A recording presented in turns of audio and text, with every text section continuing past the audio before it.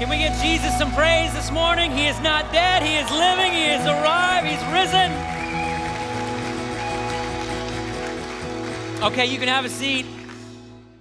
Happy Resurrection Sunday to everybody who's in this room and everyone who's joining us online. And for those of you who are out in the lobby right now, I hope you're enjoying your gourmet breakfast buffet that we provided for you out there in Overflow. So glad that you're with us, so glad that you're here. The first thing that I want to say is no matter who you are or what's going on in your life, you are welcome here. We believe that Jesus died on a cross and came out of that tomb because God wants to be in a relationship with everyone. And so everyone gets welcomed here like family. Even the, awkward uncles out there, and you know who you are. So I hope whether you're here for the first time or you're here week after week, I'm so glad you're here. I hope you feel right at home with us this weekend. And the second thing is, whether you're here in this room or you're watching online, I believe that you're here for a reason. And it's not just because somebody dragged you here or you're being forced to watch this before you can have breakfast. I believe that God has you here because God wants you to experience the power of Easter in your life. It's the same power that's changed literally billions of lives across time and culture and language. It's the same power that's given strength to the weary and peace to the anxious and hope to the hopeless for 2,000 years. And it's a power that you simply cannot find anywhere else, no matter where you look. I was just talking to somebody not long ago who was saying, he's kind of hit a wall after the past 2 years. Anyone else hit a wall after these past 2 years? He felt like he hit a wall relationally and emotionally and spiritually. And so get this, he told me that he had booked the nicest room in the nicest hotel in Hawaii to get away for a week to find some peace and perspective. But then he went on to say that he was already worried that just a trip for a week into a beautiful place wouldn't actually solve all of his problems. And you know what? He was right. It wouldn't. And as a pastor, I felt like I needed to say something to him about that. So I said, I would be willing to stay in that hotel for you. Like as an act of love and compassion, I would do that. And I'm just kidding, I actually didn't say that. But I did tell him that there is a power that is available to you. And it doesn't come from a great vacation or a new habit. That power comes from an empty tomb. In fact, one of Jesus' very first followers, a man named Paul, you know him as the Apostle Paul, wrote much of the New Testament.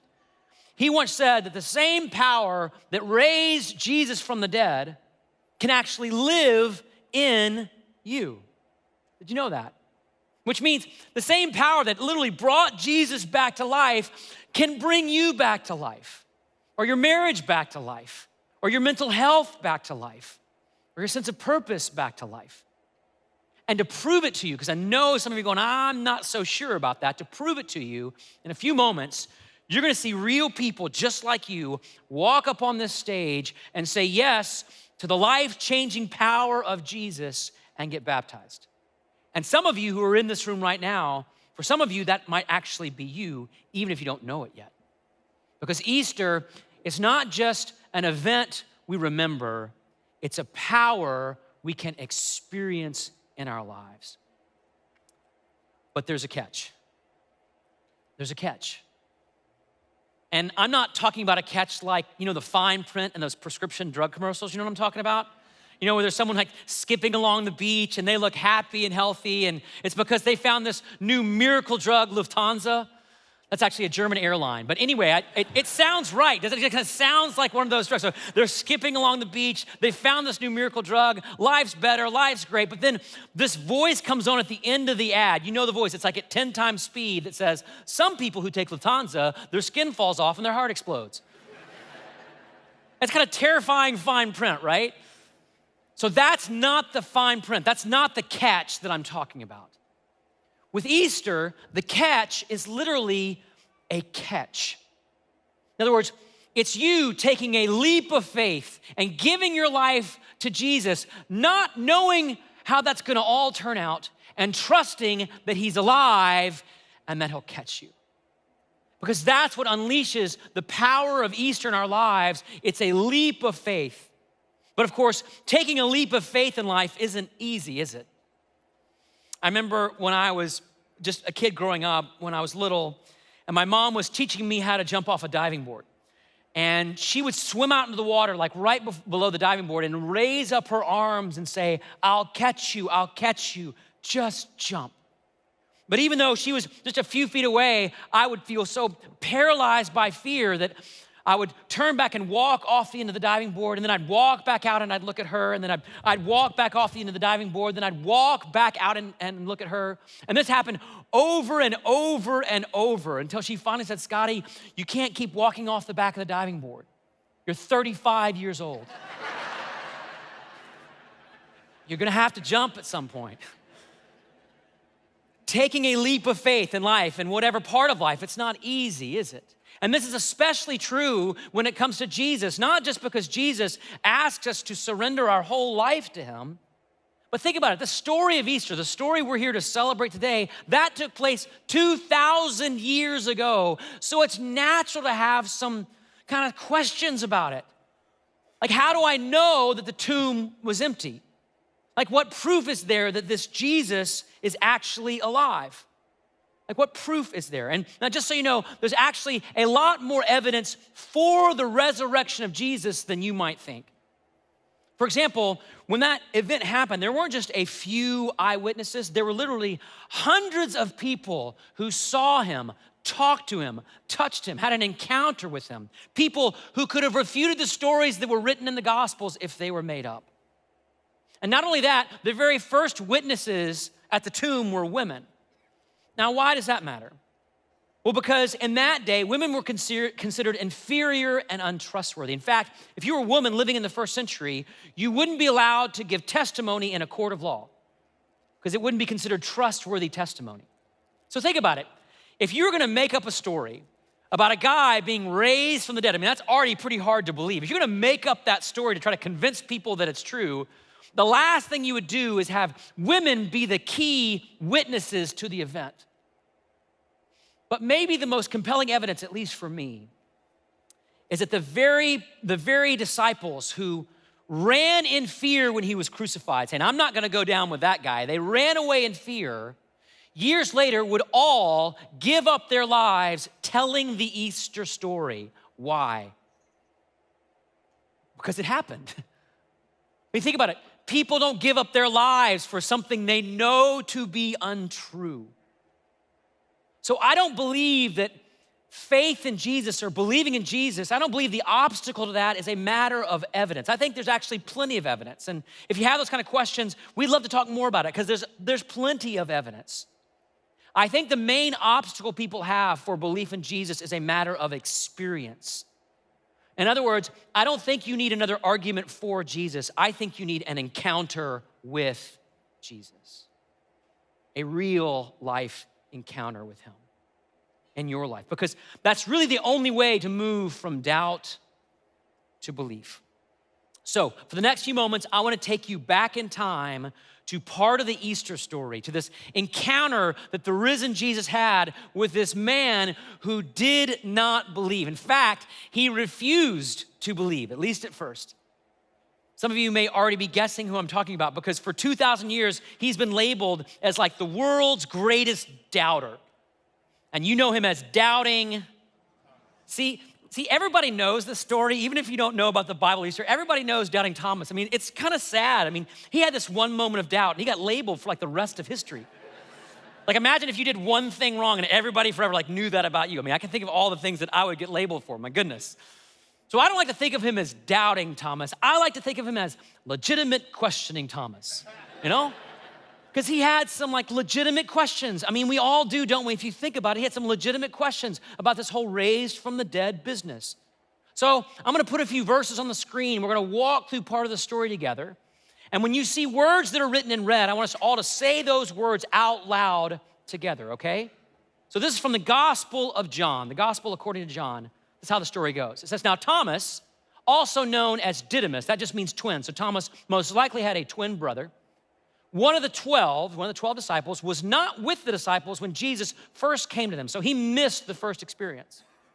So the other disciples told him, "We have seen the Lord." Thomas, he's not having it. Thomas said to them, "Unless I see the nail marks in his hands and put my fingers where the nails were and put my hand into his side," everybody, "I will not believe." I will not. And my guess is that many people you know, a lot of people today, if they're honest, even people in churches today, if you're really honest, can actually relate to this. Maybe you've been a person of faith or a Christian for a long time, but it kind of feels like routine or going through the motions a bit. Maybe you attend Easter, you believe in your head about Easter, but you don't really experience or don't feel like you experience the power of the resurrection in your everyday life. So it feels like, I'm not sure I can believe that. Maybe you've been praying for something or asking God to do something, to show up in some real and tangible way, but God hasn't answered you, at least in the way that you wanted. So maybe Easter, it feels like a good news for somebody else, but not for you. Or maybe you've been part of the church a long time. Maybe you grew up going to church, but for whatever reason, feels like church has let you down or Christians have let you down, and you're not sure you want to have any part of this. In fact, I was just reading some research done by a group called the Barna Group. And get this, they found that during the pandemic, get this number, 1 out of every 3 practicing Christians has left the church altogether. Over 30% in 2 years of the church just gone. Now, there's probably a lot of reasons for that data to be true. But I think one of the main ones is what I would call just the Thomas factor. It's people who are saying, look, unless I have like a real life encounter with this God who's supposed to be alive, like unless I experience that in my everyday life, like I'm not just gonna go through the motions anymore. I'm just not gonna believe that. I mean, look at our world, look what's happening. I'm not just gonna believe because I'm supposed to. And if that's you today, I'm so glad that you're here. Because that's Thomas, one of the 12 disciples. He was right there. In fact, he gave Jesus an ultimatum. Unless I see it, I'm not believing it. I'm not recommending that you give ultimatums to the God of the universe, but he was right there saying, I'm not buying it. So what's Jesus gonna say? How is Jesus going to respond? How's he gonna respond? Let's take a look at what happened next. The text says, a week later, his disciples were in the house again, and this time, Thomas was with them. Though the doors were locked, Jesus came and stood among them and said, everybody, peace be with you. Now notice who's looking for who in the story. Thomas, in all his bravado, I will not believe, like in all his bravado, he's not actually searching for Jesus. He's not actually scouring the streets looking for this man. He, like so many skeptics in our day, arms across, sitting back saying, I just don't think I buy this anymore. So Thomas, he doesn't come looking for Jesus. It's Jesus who comes looking for Thomas, and that's the point. You see, friends, you can have all the doubts in the world, all the questions in the world, all the objections in the world, and guess what? Those won't push Jesus away. Because Jesus understands your questions. Remember, he's the only God who has lived 33 years on this planet as a human being. He was rejected by his family and friends. He was mocked and mistreated by the religious establishment in his day. And at the end of his life, he was nailed to a cross, and he didn't say, well, this has turned out well. He questioned God, my God, why have you forsaken me? See, Jesus understands why a human being would reach the point where they'd say, I just can't believe in this anymore. I just can't go there anymore. So you know what he did? Jesus went there for you. He went through suffering and rejection, betrayal and death, and came out of that grave so he could find you in your doubts and questions and say, I've been down that road before. I know that pain. I know that question. I know that loss. I've been there too. And here's the thing, I want you to all look at me for a moment. Just look at me right now. Jesus will not stop searching for you. even if you give up searching for him. Jesus will not stop looking for you, even if you give up looking for him. Some years ago, when I was a college pastor, there was a college student that I met who was like a diehard atheist. In fact, when I met him and I told him I was a pastor, he kind of snickered and said something to the effect of, "I'm sorry." It's kind of humbling when an 18-year-old takes pity on your whole calling in life, right? But he did, but we started having lunch. Started getting together, having lunch every so often, and we would talk about everything. He's one of the smartest guys I've ever met. We talked through everything, theology and philosophy and cosmology and cosmetology and all the ologies. Like we covered all of it. And he always had a reason not to believe. And maybe you know someone like that. Maybe that's you today. You always have a reason not to believe. Well, some months later, I invited him to a church service. And at the end of that service, the pastor said, "Hey, if anybody wants to commit their life to Jesus, I want you to stand up and come to the front of the room."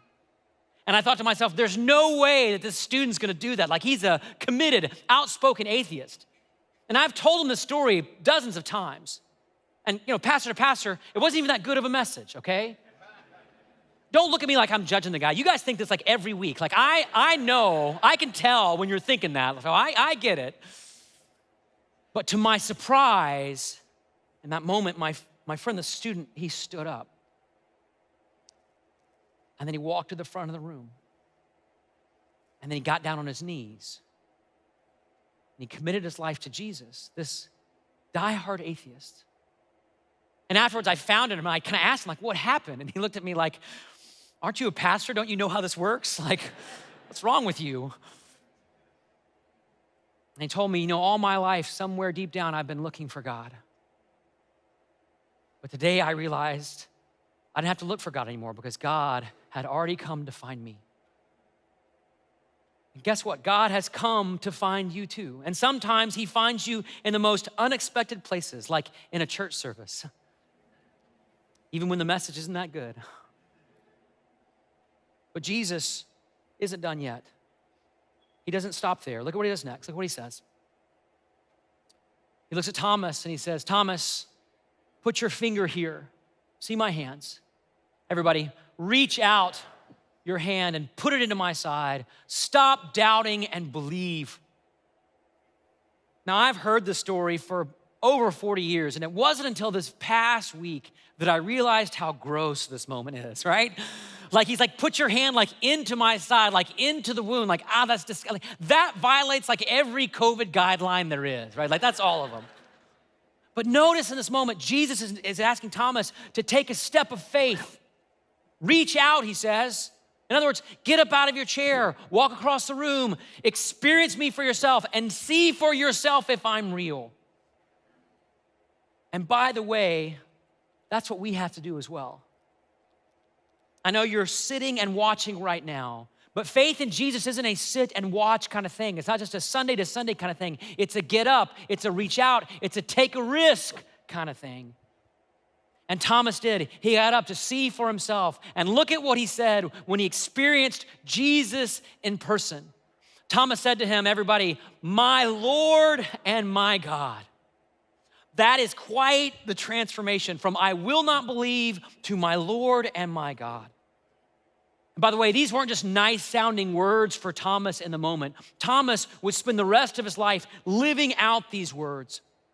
In fact, if you know Thomas's story, he would later travel 3,000 miles to be the first person to bring the story of Jesus to the nation of India, where he reached countless people, planted churches, and was eventually martyred for his faith. Thomas, the doubter, the skeptic, the guy who said, "I will not believe," goes further and reaches farther than any other disciple because that's what a real encounter with Jesus will do. It will give you something to live for. Even better, it will give you something to die for. Aren't you ready for something more in your life than just binging Netflix or scrolling on your phone?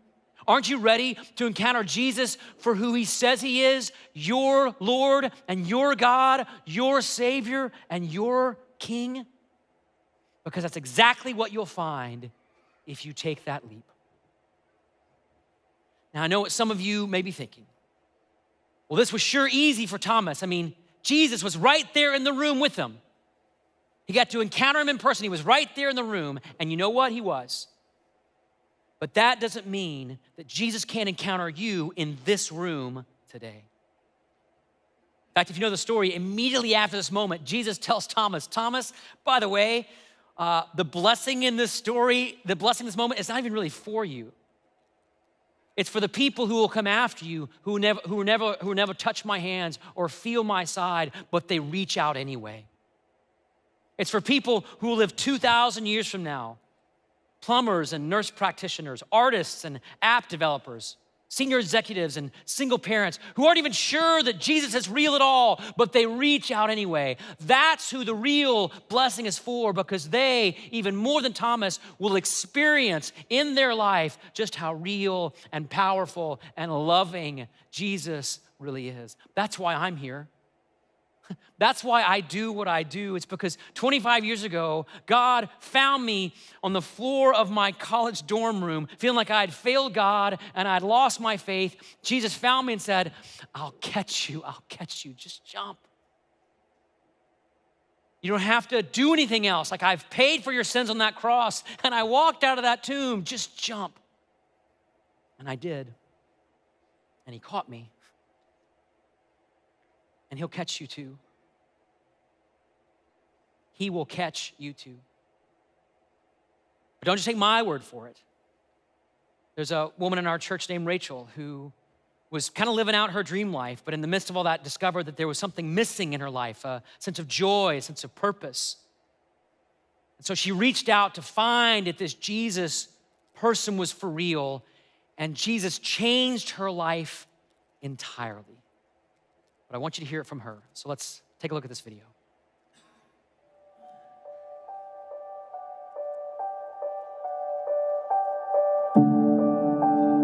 Life before Jesus was, by all accounts, great. You know, I grew up in Bothell. I have a successful career. I'm an emergency nurse. I married the love of my life. We have 2 healthy kids. My life is not without difficulty, but by all accounts, I was like a healthy, well-adjusted, successful adult. But it didn't make sense to me how the world was shifting towards just all about yourself. And I thought, well, maybe we're not meant to look at ourselves. Like, maybe there's something more than that. I started reading C.S. Lewis's Mere Christianity, and I was just in. I think I read it in like 3 days. So that just really showed me a whole picture of a different way of life. Did I tell you what my family said when I said I was going to church? They asked if I burst into flames. This is a little hindsight to my teenage years, you know? I knew Northshore was where I was supposed to be. And so I just started coming. The kids and I started coming. Just us. My husband, he's always fully supportive. It just wasn't something that he was interested in doing yet.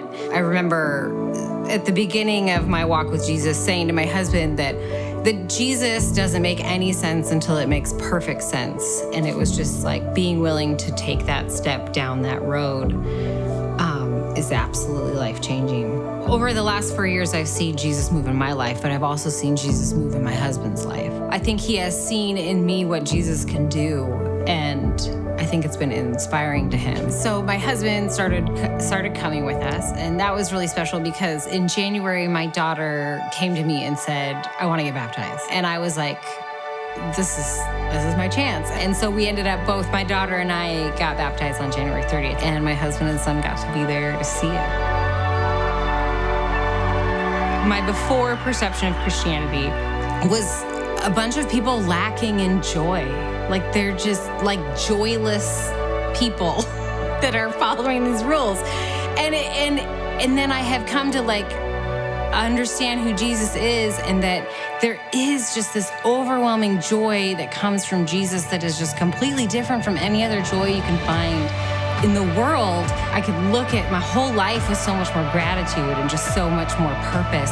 Sometimes I wish I could scream from the rooftops, like, Jesus is the answer to all of your problems, but I realize I would sound like a crazy person. But I just truly believe, like, anybody that's willing to just start walking in the direction of Jesus is headed in the right direction. There's nothing better to focus on, put your faith in, than Jesus. And I have no doubt he would change your life. And I have no doubt.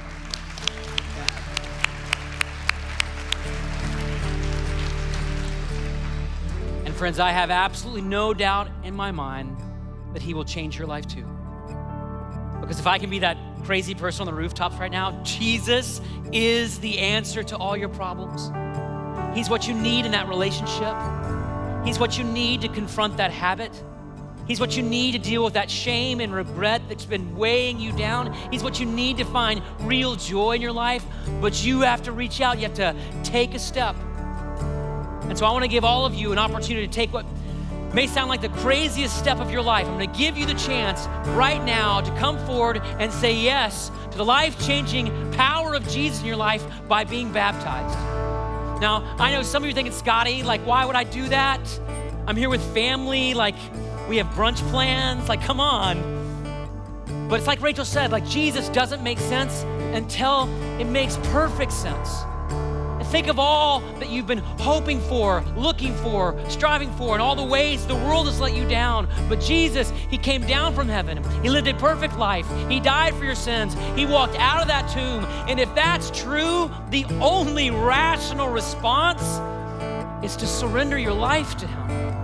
And that's really what baptism is all about. You don't have to have the right clothes. We've got shorts and shirts and towels and private changing areas. You don't have to have the right background. You just have to want to say, Jesus, I want to put my faith in you.